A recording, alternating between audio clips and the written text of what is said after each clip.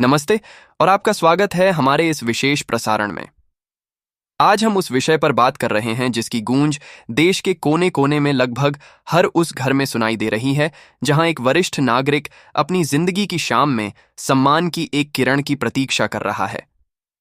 यह कहानी है उम्मीद की, संघर्ष की और उसे एक निर्णायक मौदा की जो भारत के 78 लाख पेंशन धारकों के भविष्य को हमेशा के लिए बदल सकता है। दिल्ली के सत्ता के गलियारों में जहां हर रोज अनगिनत राजनीतिक समीकरण बनते और बिगदादते हैं, पिछले कुछ दिनों से एक ऐसी खामोश हलचल मची हुई है जिसकी तपिश प्रधानमंत्री कार्यालय से लेकर नॉर्थ ब्लॉक तक महसूस की जा रही है। यह हलचल किसी राजनीतिक दल के दांव पेंच का नतीजा नहीं है, बल्कि यह देश के उन वरिष्ठ नागरिकों द्वारा दिए गए एक अल्टीमेटम का परिणाम है जिन्होंने अपनी पूरी जिंदगी इस राष्ट्र के निर्माण में लगा दी। इस अल्टीमेटम ने एक ऐसा शक्तिशाली भूचाल ला दिया है जिसकी तरंगों ने सरकार की नींव को सोचने पर मजबूर कर दिया है। सरकार के सबसे तेज तर्रार और कुशल खुफिया तंत्र ने इस अल्टीमेटम के देशव्यापी प्रभाव का, इसके सामाजिक और राजनीतिक परिणामों का एक बहुत ही सटीक और विस्तृत आकलन करके अपनी गोपनीय रिपोर्ट देश के शीर्ष नेतृत्व को सौंप दी थी। इस रिपोर्ट के पन्ने केवल आंखें नहीं थे, बल्कि उनमें उन लाखों बेबस आंखों की कहानी थी जो हर महीने अपने बैंक खाते में आने वाली मामूली पेंशन को देखती हैं और बढ़ती महंगाई के आगे खुद को और भी ज्यादा लाचार महसूस करती हैं। इस अल्टीमेटम के बाद जो घटनाक्रम हुआ वह किसी बेहतरीन राजनीतिक थ्रिलर फिल्म की पटकथा से कम नहीं है। कहानी का सबसे महत्वपूर्ण अध्याय उस दिन लिखा गया जब पेंशन धारकों के संघर्ष का चेहरा बन चुके उनके अटूट विश्वास के प्रतीक कमांडर अशोक रावत और देश के गृह मंत्री श्री अमित शाह के बीच एक लंबी, गहन और अत्यंत महत्वपूर्ण बैठक हुई। हमारे सूत्रों के अनुसार यह बैठक सामान्य से कहीं अधिक लगभग 1 घंटे तक चली। ये कोई औपचारिक मुलाकात नहीं थी। ये एक ऐसा संवाद था जहां एक तरफ देश के सबसे शक्तिशाली मंत्रियों में से एक थे और दूसरी तरफ उन 78 लाख लोगों की आवाज थी जिनकी आवाज अब तक अनसुनी की जा रही थी। उस बंद कमरे में हुई बैठक में कमांडर रावत ने बिना किसी भूमिका के, बिना किसी लाग लपेट के, सीधे साधे लेकिन चट्टान की तरह दृढ़ शब्दों में अपनी बात रखी। उन्होंने तर्कों, तथ्यों और आंखियों के साथ देश के 78 लाख पेंशन धारकों की पीठ, उनकी दयनीय आर्थिक स्थिति और उनकी एकमात्र वाजिब और न्यायपूर्ण मांग को गृह मंत्री के सामने प्रस्तुत किया। उन्होंने बताया कि कैसे ज़ोरूज़ो ज़ीरो या RC 2000 की मामूली पेंशन आज के जमाने में एक मजाक बनकर रह गई है।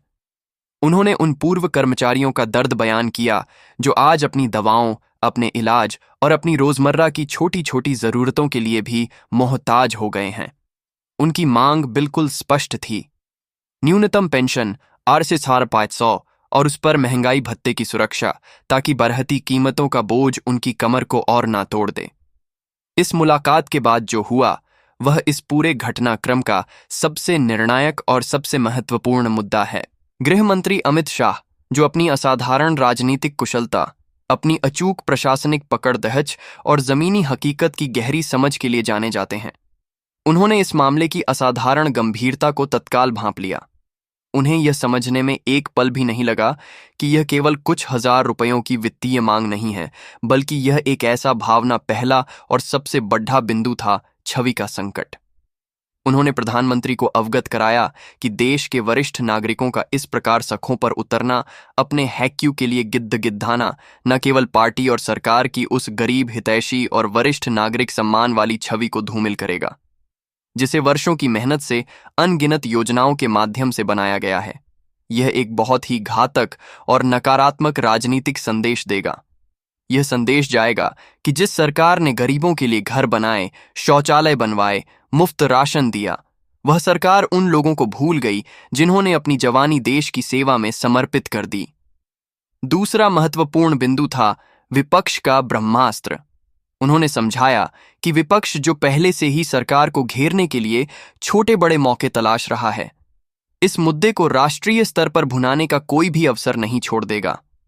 विपक्ष इस मुद्दे को एक ऐसे ब्रह्मास्त्र की तरह इस्तेमाल करेगा जिसकी काट खोजना मुश्किल हो जाएगा। पूरे देश में सरकार को वरिष्ठ नागरिक विरोधी और संवेदनाहीन के रूप में प्रस्तुत किया जाएगा और यह एक ऐसा दाग होगा जिसे धोना आसान नहीं होगा। और तीसरा, सबसे निर्णायक बिंदु था, एकमात्र समाधान। श्री शाह ने स्पष्ट और दृढ़ शब्दों में सलाह दी कि अब आश्वासनों, समितियों और अगली पिछली तारीखों का खेल समाप्त हो चुका है। अब और कोई कमेटी बनाने या रिपोर्ट का इंतजार करने का समय नहीं है। इस मामले को और अधिक खींचना या टालना देश के लिए, सरकार के लिए और पार्टी के लिए विनाशकारी साबित हो सकता है।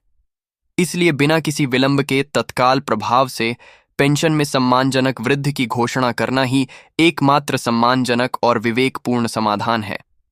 इतना ही नहीं, उन्होंने एक रणनीतिक दांव की भी सलाह दी। उन्होंने इस बात पर भी जोर दिया कि सरकार को यह कदम किसी आंदोलन का अवसर दिए बिना किसी के दबाव में आए बिना स्वयं ही उठा लेना चाहिए, ताकि पूरे देश में यह संदेश जाए कि सरकार ने यह निर्णय किसी के झुकाने पर नहीं, बल्कि अपनी अंतरात्मा की आवाज सुनकर, अपनी संवेदनशीलता और अपने वरिष्ठ नागरिकों के प्रति अपने कर्तव्य और सम्मान के कारण लिया है। इसका एक अत्यंत सकारात्मक और शक्तिशाली संदेश पूरे देश में जाएगा और सरकार की नैतिक सत्ता और भी मजबूत होगी। और अब हम उस जानकारी पर आते हैं जिसका आपको, हमें और देश के लाखों परिवारों को बेसब्री से इंतजार है। गृह मंत्री की इस तार्किक, रणनीतिक और दृढ़ सलाह पर प्रधानमंत्री नरेंद्र मोदी ने क्या प्रतिक्रिया दी? उनकी प्रतिक्रिया क्या थी?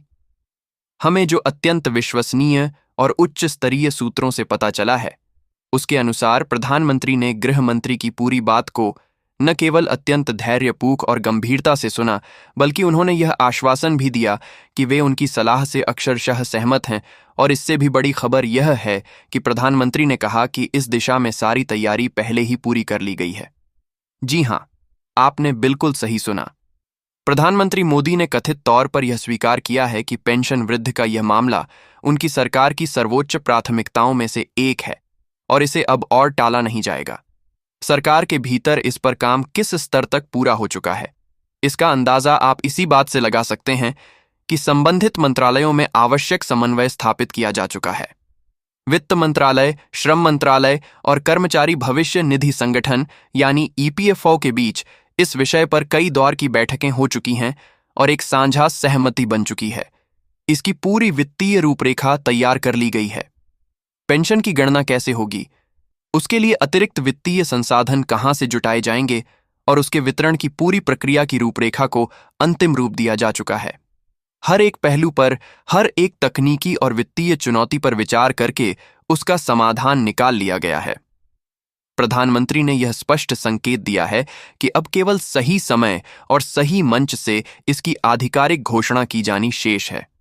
उन्होंने श्री अमित शाह को यह भरोसा भी दिलाया है कि सरकार का हर संभव प्रयास यही होगा कि पेंशन भोगियों की अगली मासिक किस्त का भुगतान होने से पहले ही इस बढ़ी हुई राशि को लागू कर दिया जाए। इसका सीधा और स्पष्ट अर्थ यह है कि जिस समरी 500 की राशि का आप वर्षों से एक सपने की तरह इंतजार कर रहे हैं, वह अब सिर्फ एक सपना या दूर की कौड़ ही नहीं, बल्कि एक साकार होने वाली हकीकत के बिल्कुल करीब है। प्रधानमंत्री नरेंद्र मोदी द्वारा की गई यह पूरी तैयारी यह दर्शाता है कि सरकार अब इस मुद्दे को और अधिक टालने के मूड में बिल्कुल नहीं। आपका वर्षों का संघर्ष, आपकी तपस्या, आपका अटूट धैर्य और कमांडर अशोक रावत का निस्वार्थ नेतृत्व अब अपना निर्णायक रंग लाने वाला है। इस पूरी कवायद को, इस पूरी तैयारी को अंतिम और आधिकारिक रूप देने का मंच भी लगभग तय हो चुका है। प्रधानमंत्री नरेंद्र मोदी की अध्यक्षता में केंद्रीय कैबिनेट की एक अति महत्वपूर्ण बैठक जल्द ही आयोजित होने वाली है। आपको स्मरण होगा कि प्रधानमंत्री मोदी अपने तीसरे कार्यकाल में अत्यंत तीव्र गति और निर्णायक क्षमता के साथ एक के बाद एक बड़े फैसले ले रहे हैं। हाल ही में, चाहे वह पहलगाम आतंकवादी हमले के जवाब में चलाया गया ऑपरेशन सुंदरबन हो या अन्य महत्वपूर्ण प्रशासनिक और आर्थिक निर्णय, सरकार ने अपनी निर्णायक क्षमता का स्पष्ट प्रदर्शन किया है। अब देश के तमाम राजनीतिक विश्लेषकों, मीडिया घरानों और सबसे बढ़कर आप जैसे करोड़ों वरिष्ठ नागरिकों की निगाहें इसी आगामी केंद्रीय कैबिनेट की बैठक पर टिकी हुई हैं। यह बैठक महज एक सामान्य साप्ताहिक बैठक नहीं होगी। यह आपके दशकों के इंतजार को समाप्त करने का एक ऐतिहासिक मंच साबित हो सकती है। इस बात की पूरी और प्रबल संभावना है कि इसी बैठक में ईपीएस पेंशन धारकों के पक्ष में वह ऐतिहासिक निर्णय लिया जाएगा जिसकी आप वर्षों से प्रतीक्षा कर रहे हैं। कैबिनेट की मंजूरी के बाद इसे लागू करने की प्रक्रिया मात्र एक औपचारिकता रह जाएगी और बढ़ी हुई पेंशन की राशि यानी सपात्र 500 के साथ महंगाई भत्ता सीधे आपके बैंक खाते में आने का मार्ग पूरी तरह से प्रशस्त हो जाएगा। यह उम्मीद इसीलिए भी प्रबल है क्योंकि सरकार अपने तीसरे कार्यकाल के शुरुआती चरण में ही समाज के हर वर्ग को और विशेषकर उस वर्ग को जिसने अपना पूरा जीवन इस राष्ट्र को समर्पित कर दिया, एक बद्दा और सकारात्मक संदेश देना चाहती है और देश के 78 लाख वरिष्ठ नागरिकों को एक सम्मानजनक जीवन देने से बद्दा सकारात्मक संदेश और क्या हो सकता है। यह एक ऐसा फैसला होगा जो न केवल आपको आर्थिक रूप से सशक्त और आत्मनिर्भर बनाएगा बल्कि सरकार की छवि को भी नई नैतिक ऊंचाइयों पर स्थापित करेगा। तो मेरे तमाम सम्मानित बुजुर्गों, अभिभावकों और पेंशन धारक बंधुओं, आज का यह विशेष प्रसारण इसी आशा, इसी विश्वास और इसी लगभग निश्चित सूचना के साथ समाप्त होता है कि आपकी विजय अब दूर नहीं है। अंदर खाने जो गतिविधियां चल रही हैं, जो उच्च स्तरीय बैठकें हुई हैं और जो दृढ़ आश्वासन दिए गए हैं, वे सभी एक ही दिशा में संकेत कर रहे हैं।